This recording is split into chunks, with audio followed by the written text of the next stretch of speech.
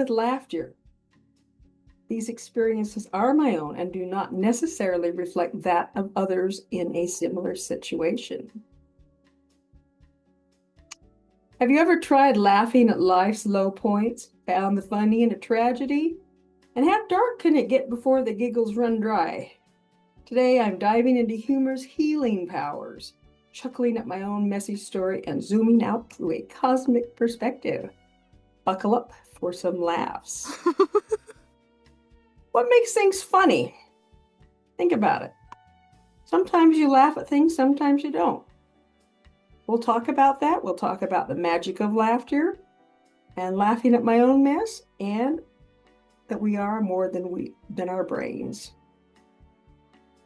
So I plotted this out because it seems to me that in order for things to be funny, there has to be some kind of distance involved, whether it's time, like pain plus time equals humor, or a perspective, or just knowledge about something. Like, well, geez, why do lawyers wear suits? Because they're too busy chasing ambulances to shop for jeans. It's like, well, I don't think that's funny because, well, I know attorneys and they don't wear nice clothes all the time, and they're not all, it's just not true. So it's not funny. You have perspective and knowledge, so you don't find that funny. So this is a mental sidestep for humor to be a secret sauce. Whether something's funny depends on your headspace and how it's delivered. Laughter's not just for giggles, it's actual medicine. We know this. Science says it slashes stress and pumps up your immune system. Prevention's healthcare series spills the tea. Your body can't tell fake laughs from real ones, and faking it often turns legitimate. So go ahead and laugh at my bad jokes. Our bodies slash tension, trauma, and bad vibes, deep stuff. Nothing purges that junk like a good old belly laugh. Your body's gotta have memory. So have you ever heard of laughter yoga? It's pretty wild. You don't even need jokes to crack up. You just do goofy activities based on daily life, and laughter is the ultimate reset button. Laughter yoga was created by the founder, Dr. Madan Kataria, medical doctor and founder of the laughter yoga movement, which has spread to over 120 countries. So he came from a tiny India-Pakistan border, and he was out chasing cash to become a doctor. Then he lost his chuckles. He read the Norman Cousins book, Anatomy of an Illness, where Cousins laughed his way out of a nasty disease. And so Kataria started a laughter club in 1995. He pitched it to 400 park walkers, but only 4 of them said, yeah, I'll check it out. So he started with 4 people, and now it's in over 120 countries. Can you imagine? I decided to try out laughter yoga right here in Tucson. At the time I had these terrible killer headaches, and I was trying every trick in the book. I joined a group of about 15 strangers sitting in a circle, and there was no talking unless it was scripted, so that we could shut off our overthinking brains. We clapped with our splayed fingers and babbled like kids, blah, blah, blah, blah, blah, and played games. One game we played was where we were supposed to take an object, do something imaginary with it, pass it to the person to the next in line. And this woman took this imaginary object and unrolled it like a pair of pantyhose and put it on, took it back off, handed it to this guy sitting next to her, and he looked like he was so disgusted. It was hysterical. Like, but this is just imaginary. It was so funny. But between that and my arsenal of massage, acupuncture, and YouTube videos, my headaches didn't stand a chance. So they went bye-bye. I get together regularly with friends and we play music. We call ourselves kindred spirits. And one of my friends lost her husband just over a year ago. And they had been together for 48 years. For the highs, the lows, and even a cult. So we jam in this band, and we munch, and we sip our wine and we just have a good time. So she'll have a memory on occasion, and then she cries and she apologizes. So then I'll just say, yeah, you buzzkill. And then we're back to cackling. So my own trauma, yeah, I've got some, so do you. We all have trauma. It would take as long as a turtle yoga session to talk about my complex PTSD. So I'll take less time than it takes to untangle earbuds. Growing up, I was molded like clay by my parents who were obsessed with behavioral psychology's promise to shape kids into anything. Questioning was a sin. Blind faith was the goal. Abraham was willing to stab his son to death after all, without question, right? The way I was raised gave me right or wrong thinking, so I learned how to be a bit judgy. I didn't question though. However, the black and white thinking gifted me with a little character in my head, and his character was Mrs. Olson. Do you remember her? Little House on the Prairie? She was always everybody. Very, very judgy. I was just so upset when people would say the wrong pronunciation or the wrong grammar. Once I went out to lunch with a friend and she said, Sopapilia, Sopapilia, Sopapilia. Finally, I just snapped. I said, it's Sopapilia, Sopapilia. Oh. Or one time I was at Taco Bell and there were some teens that were littering ketchup packets, and I was a litter Nazi. So I was screaming at them and I was calling them filthy pigs. And then I looked over at the table where I just come from the library, and there was my book, Managing Your Anger. Yep, that was me. So think about it. We all change our personalities throughout our lives. I've been so many versions of me at this point, I need a spreadsheet to catalog them. With all these personality changes and quirks, do we really know who we are? Is it that we're all in a play of cosmic scale? I love how the drag queen RuPaul says in his autobiography that essentially all of us are truly in drag because we're souls dressed as humans. I've always believed and felt that we were much more than our brains. That difference hit me like a cosmic lightning bolt several years ago, because my brain lit up like a pinball machine. My chest was doing the cha-cha. My arms and legs tingled like I just chugged a triple espresso on an empty stomach. Several years ago, I'd been wrestling with flashbacks and realizations so grim they could star in a moody indie film. I had felt like it was stuffed with molasses and storm clouds. Some days I'd stare out the window, tears streaming down my face while I clicked away on the keyboard. Probably looked like I was auditioning for a sad music video.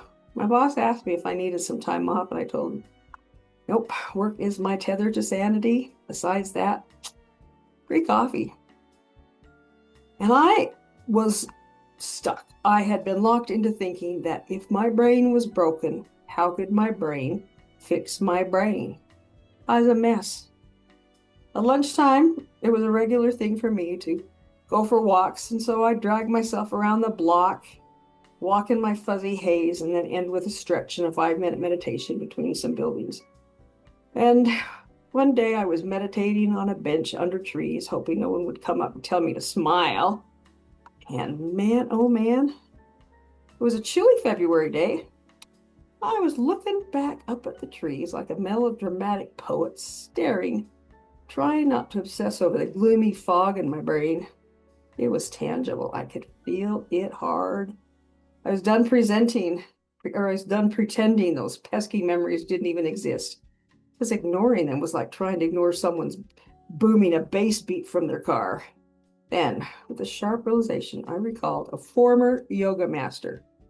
She'd said that in the early spring, when trees looked dead, like sad, twiggy skeletons, their roots and branches are busy, secretly partying with sap, doing a wild dance to churn out buds and leaves. Life doing its cosmic mojo. Wow. My neurotic noggin came to a screeching halt. Right, who am I? I could feel my soul inhabiting and co-creating my body. So I had to be the energy inside of my crazy-ass brain. This brain of mine felt like it had stopped chugging and switched directions. Poof. I could feel the insides of my own brain responding to a huge network switch. If someone had done an fMRI on me, the brain areas affected probably looked like the Las Vegas Strip having a brownout, going from one direction to another. And then the lights coming back on, moving in the complete opposite direction, with a soft glow, but no Las Vegas obnoxious blinking.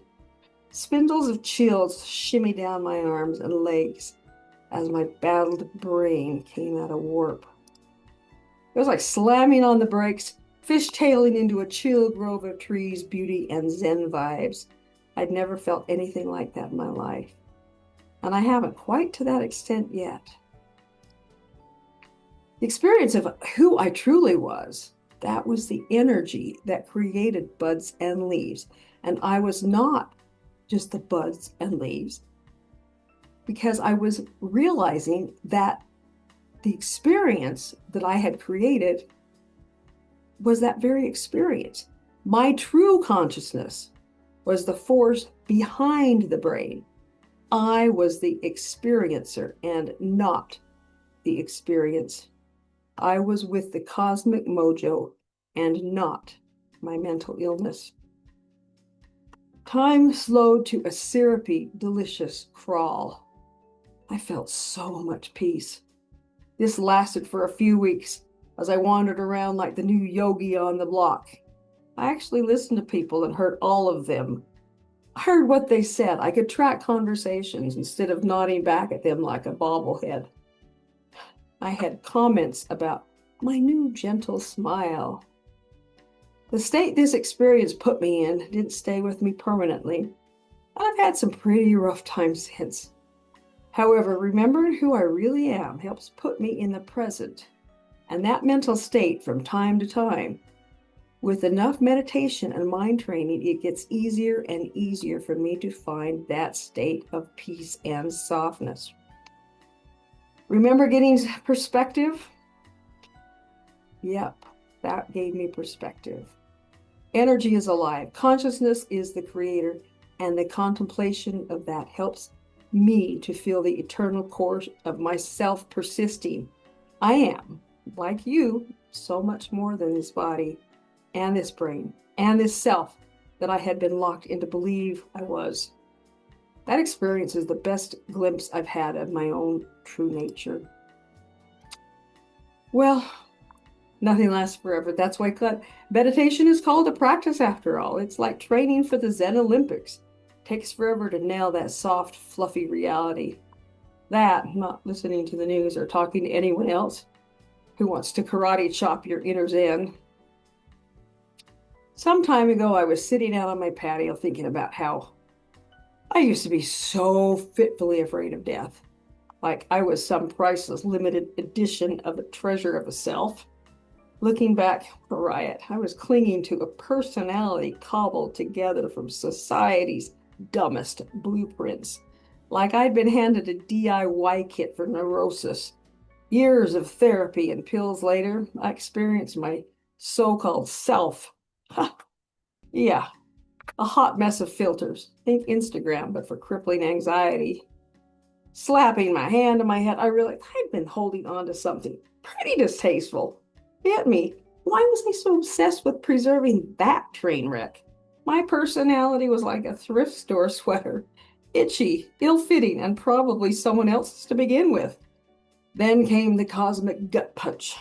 Thinking about near-death experiences. These show folks having experiences and vibing without their brains even clocking in. They're not even measured on the instrumentation. I put so much stock in that ragged sweater. Identifying too much with my own personality was like some sick universe-level prank of signing up for a starring role only to find out you're an extra in the galaxy's worst sitcom. Purpose of life is, as I see it, to get some good cognitive tools, then use them to experience the amazement of life. The value of the ego is to use it to peel away all the intricate networks of neurosis. Your personality is just a patchwork quilt of Beautiful stuff, but a lot of societal nonsense. Take the janky ego toolbox and start chiseling away the gunk and understand the construction of personality to understand what personality is not. All the while, going through experiences to evolve humanity and consciousness. Peel it all away. What's left? A soul that's pure, curious, and basically high on bliss, like a kitten eating butter for the first time. So once you ditch the cognitive baggage, you're left with perspective so big it can star in its own TED Talk. Perspective gives emotional distance away from the pain, and that's how we can find humor. The perspective of understanding that you are not your brain gives you distance. Perhaps, we could just smile and let things go when people do their neurotic stuff. It's just their extra baggage. We don't need to take it all that seriously. This perspective gives us distance to find that humor. It's the space where you can replay the memory of when you were fired and you were walked to the door, and you can imagine that as you opened the door, you lifted your leg and sent out the loudest, sloppiest sounding, putrid green fart in the general direction of those jerks, incompetent ninnies behind you. It's like swapping a tragedy script for a stand-up comedy routine. Suddenly, many things in life can be one big hilarious adventure after another. I'm happy to be along for the ride. Namaste. That beautiful idea where the divine spark in me high fives the divine spark in you.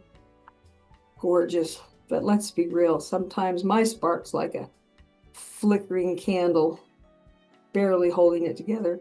I spent my life tripping over my own feet, learning, growing, and making a spectacular mess of it. A total dunderhead? Oh, absolutely. Here's the kicker.